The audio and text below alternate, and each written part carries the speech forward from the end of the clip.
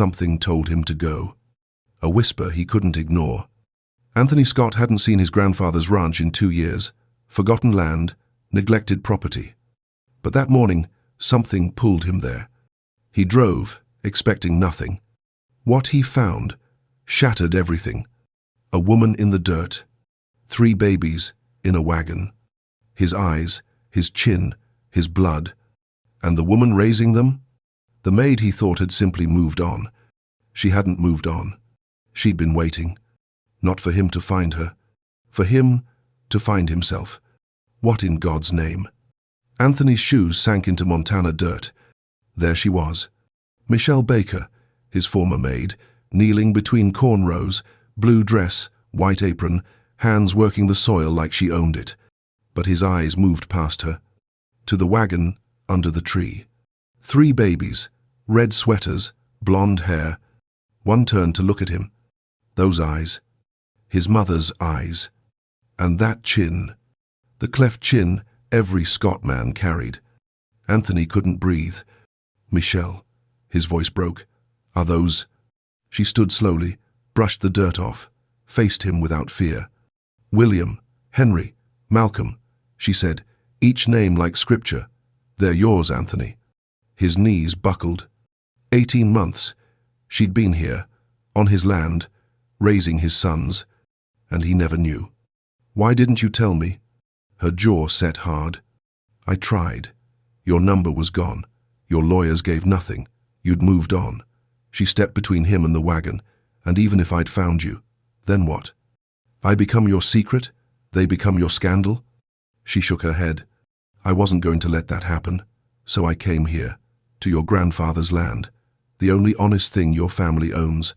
I wanted them to know their real heritage, even if their father never showed up. One of the boys, Henry, stood in the wagon, small hand holding a grey rock. He stretched it toward Anthony. Offering. He doesn't know who you are, Michelle said quietly. To him, you're just a stranger. Anthony stared at his son's outstretched hand. His flesh, his blood, his future, reaching for a man who didn't deserve it. Tears burned his eyes. What do I have to do? His voice shook.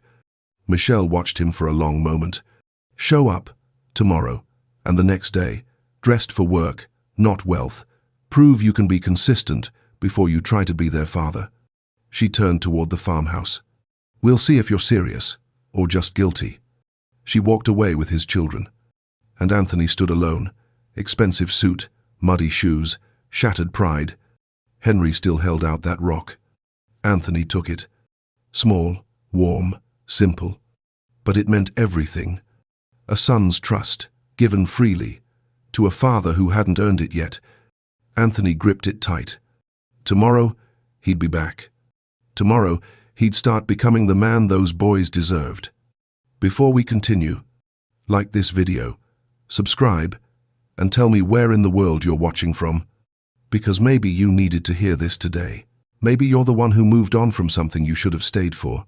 Maybe you're the one carrying weight alone, wondering if anyone sees you. Maybe you're the one still waiting for someone to show up. Whoever you are, this story is for you. God doesn't forget, He doesn't waste pain, and He never stops calling us back to what matters. Now, let's see if Anthony answers that call. Anthony didn't remember walking back to his truck. His legs moved on their own, past the corn rows, through the gate, across the gravel. His hand still clutched that small grey rock. He sat behind the wheel, engine off, staring at nothing. The Montana sky stretched wide and endless above him. Same sky his grandfather had worked under, same land his family had built their name on. And now, 3 boys with his blood were learning to walk on that soil. Without him. His phone buzzed. Then again, emails flooding in, board meetings, contract approvals, a reporter wanting comment on the quarterly earnings. He turned the phone face down. None of it mattered. Not anymore. Anthony started the engine and drove. Not toward the highway, not back to the airport, just away. The town appeared after 10 minutes, small, quiet, the kind of place where everyone knew your grandfather's name before they knew yours. He spotted a motel, paint peeling, sign flickering, the Mountain View Inn, It looked like it hadn't changed since his father was young. Anthony pulled in. The woman at the counter looked up from her magazine, grey hair, kind eyes. She squinted at him for a moment, then smiled. "Well, I'll be. Anthony Scott. Haven't seen you since your daddy passed. What brings you back?" Anthony opened his mouth, closed it. What could he say? "I just found out I have 3 sons I never knew about. The woman I abandoned is raising them on my grandfather's land. I don't know who I am anymore. Just checking on the property," he managed. She handed him a key, real metal, old school. "Room 6, same one your granddad used to rent when he needed to think." Anthony took it without asking how she knew he needed to think. Small towns remembered everything. The room smelled like pine cleaner and old wood. A radiator hummed in the corner. The bed creaked when he sat on it. He pulled out his wallet. Behind his platinum card, tucked in the back where he'd forgotten it, was a photo. Him and Michelle, a company event, 2 years ago. She wasn't looking at the camera. She was looking at him, laughing at something he'd said, really laughing, the kind that made her whole face light up. He was looking at her too. He remembered that night, remembered thinking she was the only real person in a room full of pretenders. And then he'd let her go. Never asked why she'd become a maid, never asked about her dreams, never saw her as anything more than the woman who brought his coffee. But she'd seen him. She'd known about his grandfather, about the ranch, about the legacy that actually mattered. She'd known him better than he knew himself. Anthony set the photo on the nightstand and walked to the window. In the distance, if he squinted, he could see the faint glow from the ranch. She was there, bathing his sons, feeding them, singing them to sleep. Alone, like she'd done for 18 months. The rock was still in his hand. He turned it over, smooth, grey, ordinary. But Henry had chosen it, picked it up, offered it to a stranger. His son. His son had given him a gift, and Anthony had taken it without knowing how to give anything back. He looked at his hands, soft, manicured, hands that signed contracts and shook deals, hands that had never changed a diaper, never fixed a fence, never held his children while they cried. Tomorrow, he'd told Michelle. Tomorrow, he'd show up. But what did showing up even mean? He didn't know how to be a father, didn't know how to work land, didn't know how to be the man those boys needed. All he knew was money, power, control, and none of that meant anything here. The sun was setting, orange and gold spilling across the sky. Anthony sat on the edge of that creaky bed, holding a rock his son had given him, and felt the full weight of everything he'd missed. First words, first steps, first laughs. 18 months of moments he could never get back. His chest ached. Tomorrow felt like a lifetime away, but also not long enough. Anthony didn't sleep. He lay on that motel bed, staring at the ceiling, listening to the radiator click and hum. Every time he closed his eyes, he saw them. 3 small faces, blue eyes, cleft chins. His children. The words still felt foreign in his mind. At 4 a.m., he gave up on rest, showered, put on the same suit from yesterday, then stopped. Dressed for dirt, not deals. Michelle's words echoed. He drove into town before sunrise, found a small general store just opening. An old man behind the counter looked up from his coffee. "Help you?" "I need work clothes, jeans, boots, gloves." The man studied Anthony's suit, his Italian shoes, the Rolex on his wrist. Something flickered in his eyes. Amusement, maybe. Aisle 3. Anthony bought everything, changed in the store bathroom, left his suit hanging on the door hook. He caught his reflection in the mirror. He looked ridiculous. Brand new jeans, stiff boots, tags still hanging off the work gloves. A billionaire playing dress-up. But it was all he had. He drove back to the ranch as the sun broke over the mountains. The porch light was still on. Anthony parked at the fence line, killed the engine. For a long moment, he just sat there, heart pounding, palms sweating. What was he doing? He didn't know how to be a father, didn't know how to work land, didn't know how to earn trust he'd never valued. The screen door creaked open. Michelle stepped out. coffee mug in hand. She wore jeans and a flannel shirt, her hair pulled back. She saw his truck. Didn't look surprised. Didn't look pleased either. Anthony got out, walked to the fence, stopped there, waited. Michelle took a sip of her coffee, studied him, his new boots, his stiff jeans, his desperate eyes. "You came back. I said I would." Men say a lot of things. The words stung, because they were true. She walked down the porch steps, slow, deliberate, stopped a few feet from the fence. "Those boots have never touched dirt." "No." "Those hands have never held a hammer." "No." "You don't know anything about farming, about children, about earning something you can't buy." Anthony swallowed hard. "No, I don't." Michelle's eyes searched his face, looking for something. He didn't know what. "Then why are you here?" The question hung in the morning air. Anthony thought of all the answers he could give.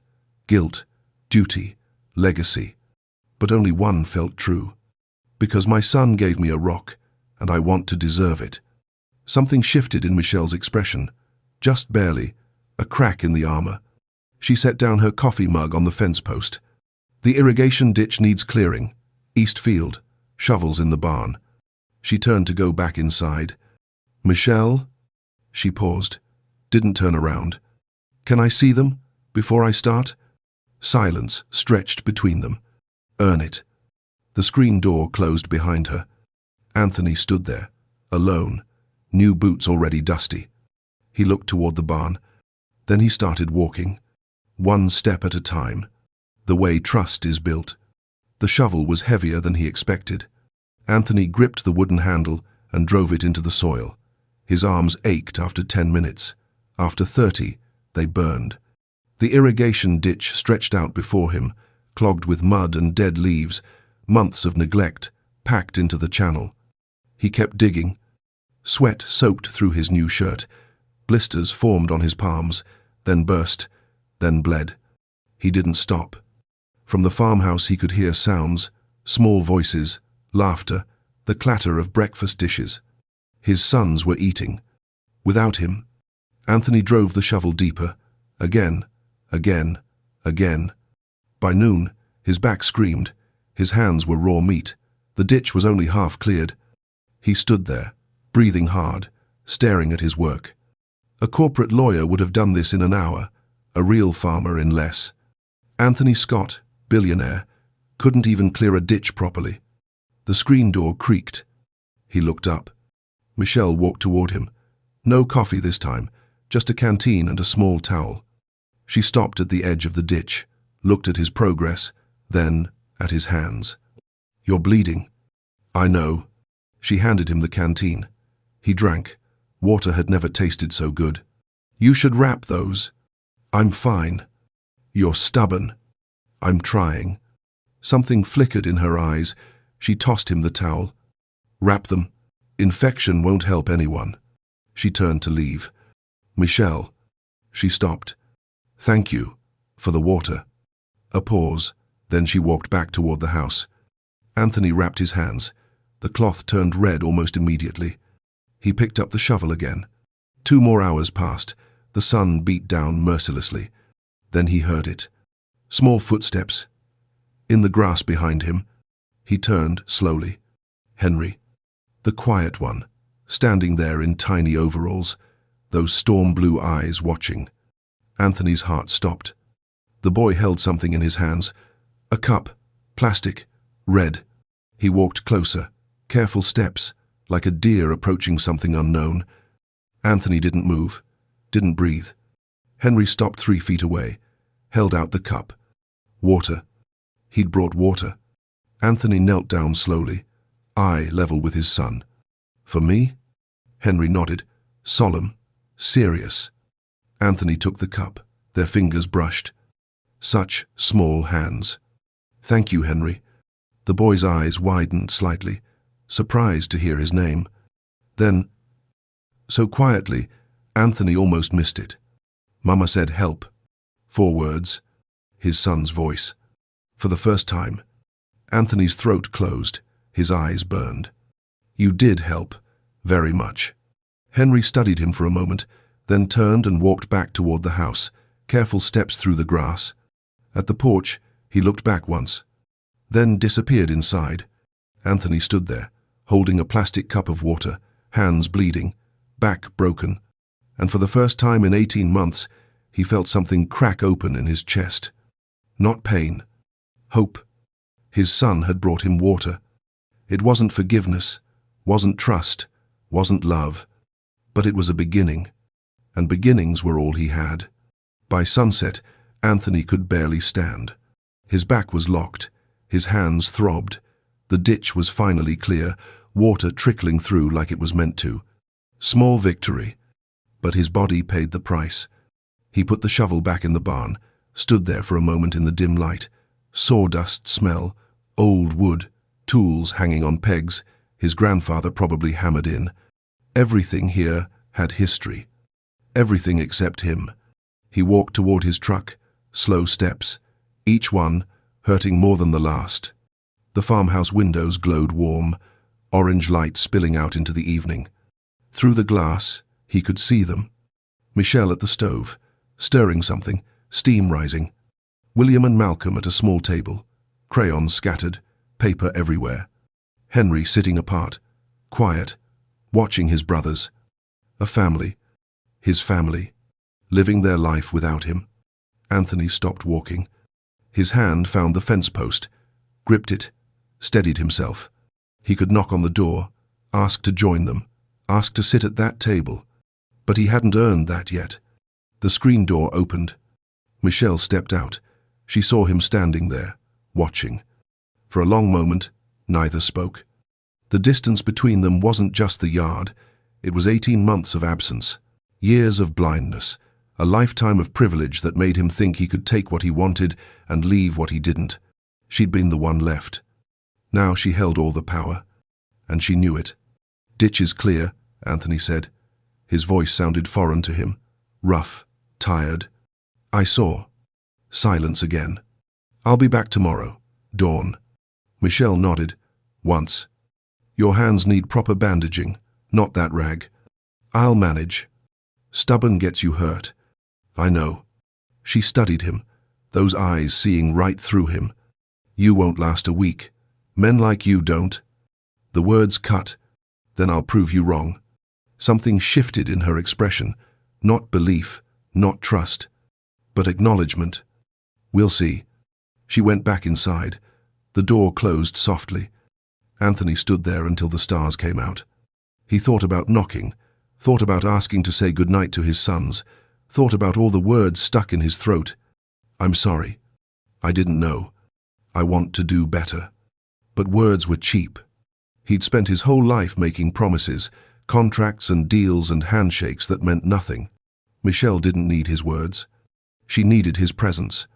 Anthony drove back to the motel, parked, sat in the darkness. His hands ached. His heart ached worse. Tomorrow, he'd be back. Tomorrow, he'd dig another ditch, fix another fence, do whatever she asked. Not because he deserved a place at that table, but because those boys deserved a father who showed up, even when it hurt, even when she doubted, even when the silence between them felt louder than any argument. He pulled out the grey rock, still in his pocket. Henry's gift. His first gift from his son. Anthony held it tight. And in that motel parking lot, under Montana stars his grandfather once wished on, he made a promise. Not to Michelle, not even to the boys, to himself. He would earn this, or die trying. 3 days passed. Anthony showed up at dawn each morning, worked until his body screamed, left at sunset. He fixed fence posts, cleared brush, hauled water. Tasks, Michelle left, written on a notepad by the barn door. No conversation, no meals together, no time with his sons. Just work. And distance. On the 4th morning, Anthony arrived early. Too early. The sun hadn't cracked the horizon yet. He parked quietly, walked toward the barn to check the day's list.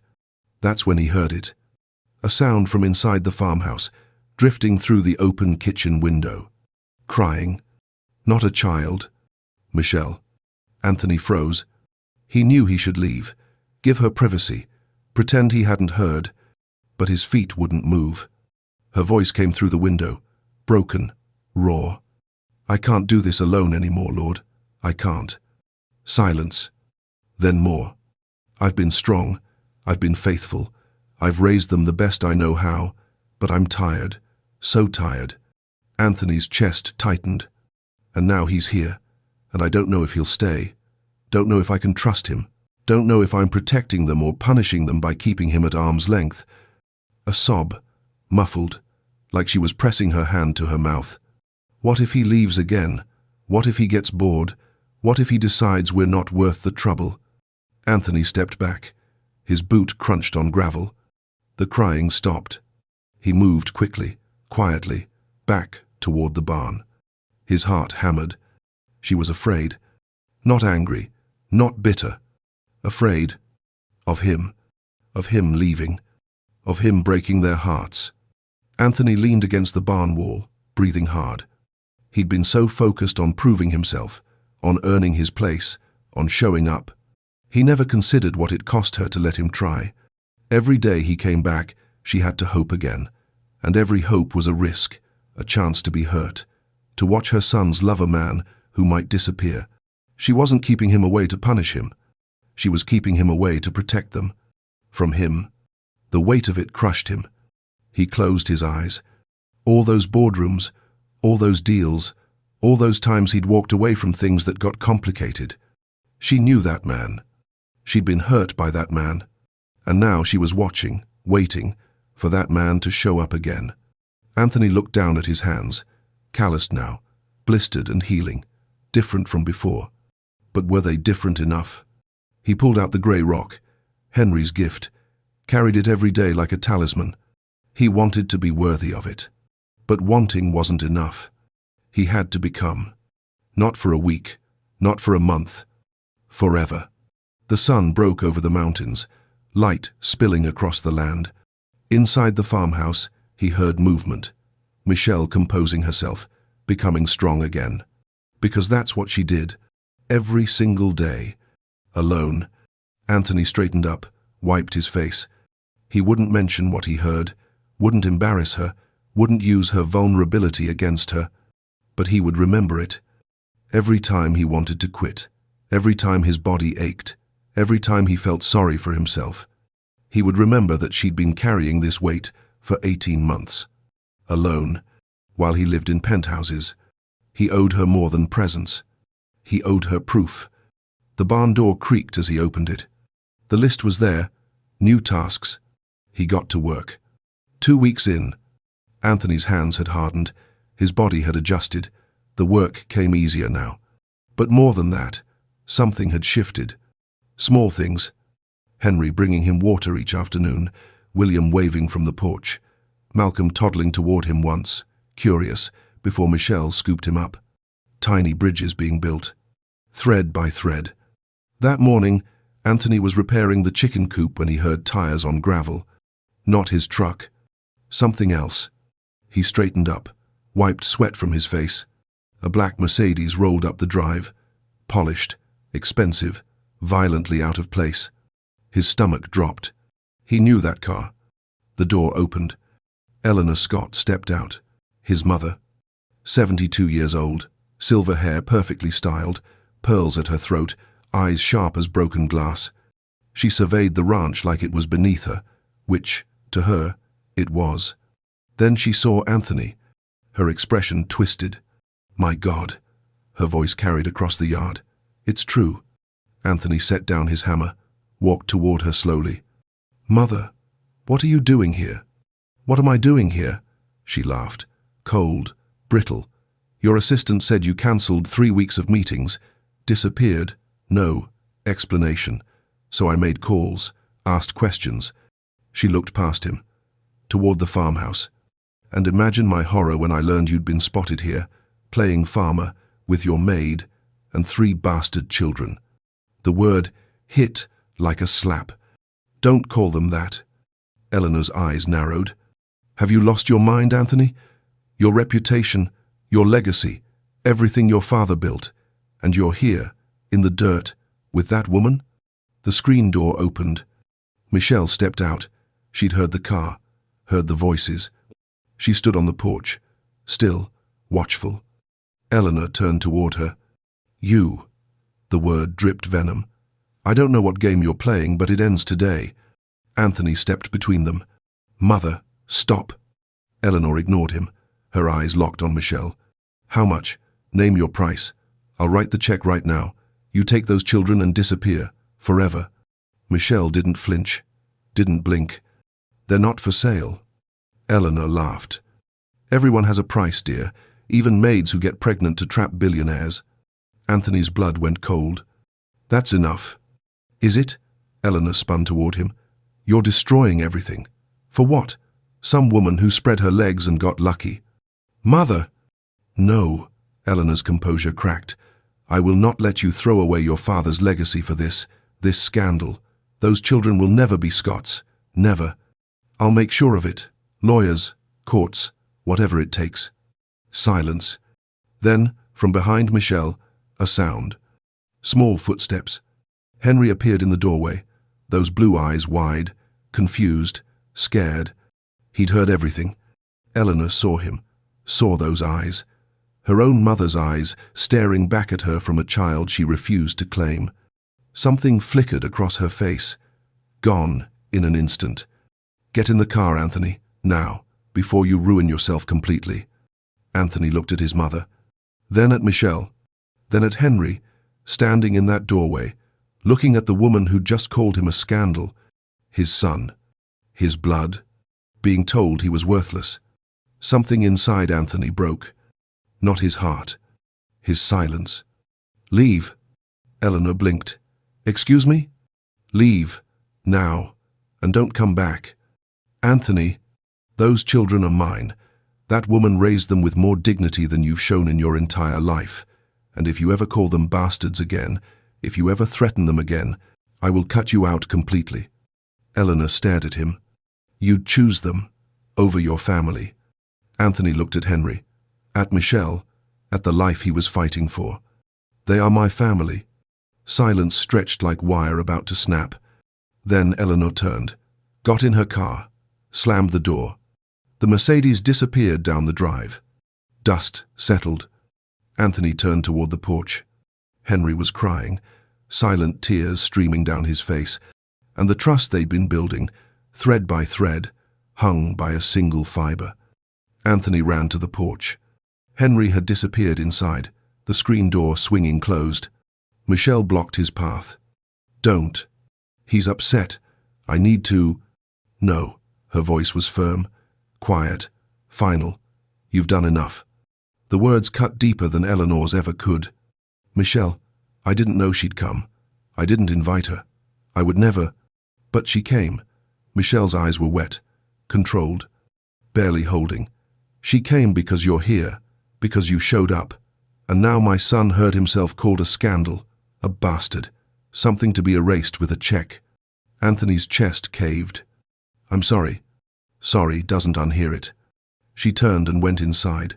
The door closed. Not slammed, just closed. Somehow worse. Anthony stood on that porch, alone. Through the window, he could hear it. Michelle's soft voice, comforting, soothing. "It's okay, baby. You're not what she said. You're not a scandal. You're my blessing, my miracle, my answered prayer." Then Henry's small voice, broken, confused. "Why she say that, Mama?" Silence. Then Michelle's reply, steady despite her pain. "Because some people see love as shame. But she's wrong, baby. You are loved. So loved. Never forget that." Anthony stepped back. His knees hit the porch step. He sat, hard. This was his fault. His mother, his family, his world, crashing into theirs. He'd wanted to protect them, to claim them, to fight for them. But his presence had brought the storm right to their door. Maybe Michelle was right. Maybe he should have stayed away. Maybe his love was a curse, not a gift. He sat there as the sun moved across the sky. Minutes, hours. He lost track. No work today. Just wait. The screen door opened. Michelle stepped out. She looked tired. So tired. She sat on the step beside him, not close, but not far. Silence stretched between them. Finally, she spoke. He cried himself to sleep. Anthony's throat closed. "I'm sorry. I'm so sorry." "I know." More silence. "I should leave," the words hurt to say. "If my being here brings this, maybe it's better if I—" "Stop." He looked at her. Her jaw was tight, eyes forward. "You don't get to run. Not this time." "But Henry will heal. Children do, but only if the people who hurt them don't disappear." She finally looked at him. "You defended him. He heard that too. You chose him. Publicly. That matters." Anthony blinked. "It doesn't feel like enough." "It's not." She was quiet for a moment. "But it's a start." They sat in silence, watching shadows lengthen. "Your mother will fight this," Michelle said softly. "I know. She has money, lawyers, power." "I have more." Michelle shook her head. "This isn't about money, Anthony. It's about will. How long before you get tired? Before the lawsuits drain you? Before your reputation suffers too much?" He turned to face her. "I'm not leaving them." "Words." "I know. You need proof." "I need more than proof." Her voice cracked. "Just barely. I need to know that when it gets hard, really hard, you won't disappear again." He had no answer for that. Because he'd never been tested. Not really. Until now. The sun set, orange and purple bleeding across the sky. Michelle stood. "He asked about you, before he fell asleep." Anthony looked up. "What did he say?" She paused at the door. "He asked if you'd come back tomorrow." Then she went inside. Anthony sat there, darkness falling around him. His son had asked if he'd come back. After everything. After the hurt. He still wanted to know. Anthony pulled out the grey rock, held it tight. Tomorrow. He'd be back tomorrow. And every day after. Until they believed. Anthony came back before dawn. He sat in his truck, waiting, praying. Not the prayers he'd learned in church. Not rehearsed words and polished phrases. Just talking. "Please, let me be enough. Let me be better." The sun rose. The screen door opened. Michelle stepped out, saw his truck, nodded once. Permission. He got out, walked to the barn, found the list. Fix south fence, paint porch rails, stack firewood. He got to work. An hour passed.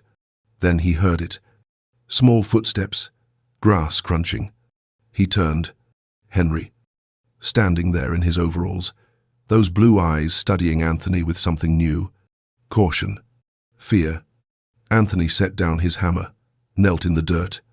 "Hey, buddy." Henry didn't move. Silence stretched. Then, soft as morning. "You came back."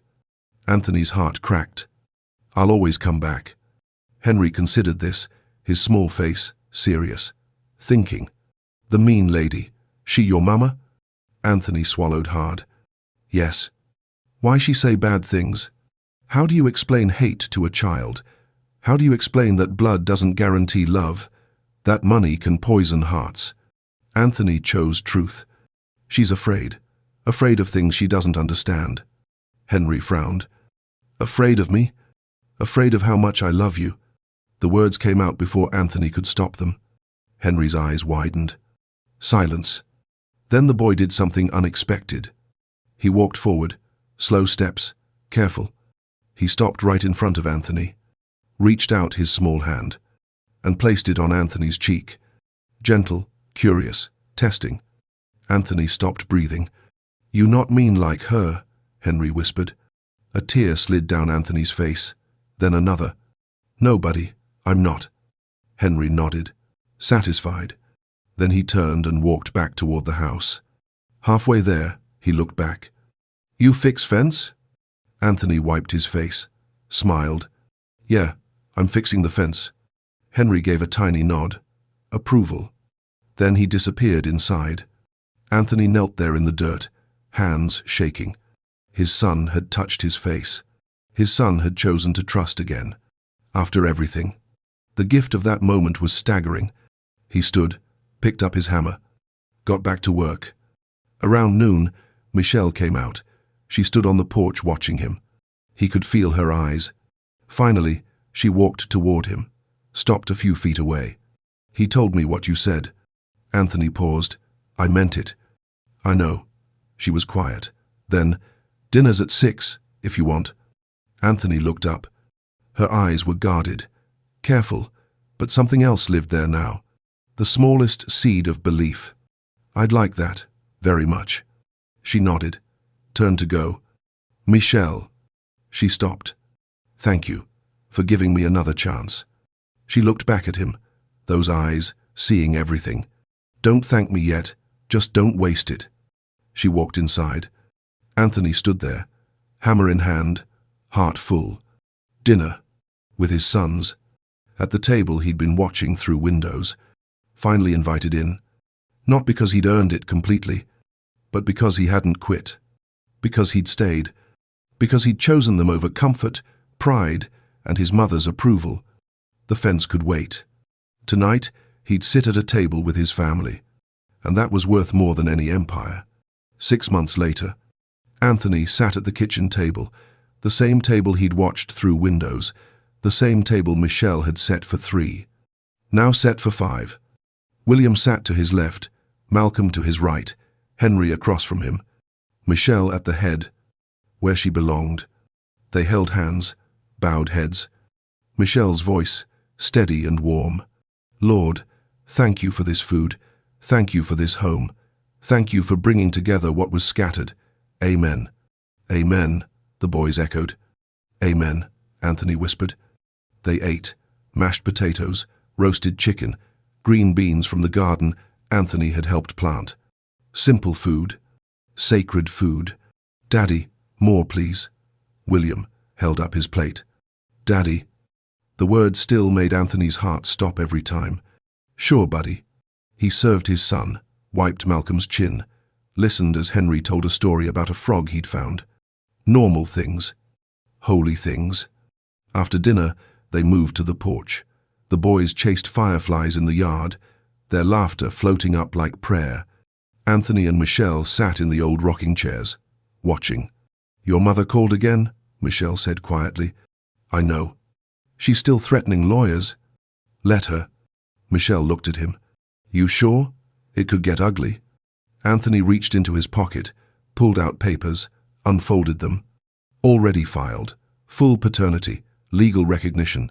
William, Henry, and Malcolm Scott. "My lawyer says it's airtight." Michelle's breath caught. "You did it. Publicly. Announced it last week. Press release. The whole thing." She stared at him. "Your stock." Dropped, then recovered. "Turns out, people respect a man who claims his children." He smiled. "Who knew? Who knew?" Michelle shook her head, tears forming. "I didn't think you'd actually. I told you. I'm not leaving. Not running. Not hiding." She was quiet for a long moment. Then, softly, "I believe you." 3 words, worth more than billions. Henry ran up to the porch, breathless, excited. "Daddy, Daddy, look." He held up a rock, grey, smooth, just like the first one. "Found it by the creek, for you." Anthony took it. His collection was growing, a shoebox full now. "Thank you, son." Henry grinned, ran back to his brothers. Anthony held the rock, felt its weight. His son's love, given freely, again and again. Because he'd stayed. Because he'd shown up. Because he'd chosen dirt over deals, family over fortune, presence over pride. Michelle reached over, took his hand. First time she'd touched him willingly. He held on like she might disappear. "You know," she said softly, "your grandfather would be proud." Anthony looked at the land, the fields, the home, his boys catching fireflies under Montana stars. "I think he'd be proud of you," Anthony replied. "You saved this place, saved them, saved me." She squeezed his hand. "We saved each other." The sun set, gold and purple. Same sky his grandfather had loved. Same land his great-grandfather had blessed. And now, new roots growing. 3 boys who knew their father. A woman who'd found partnership. A man who'd found his soul. Not a billionaire anymore. Just a father. And that was the only legacy that mattered.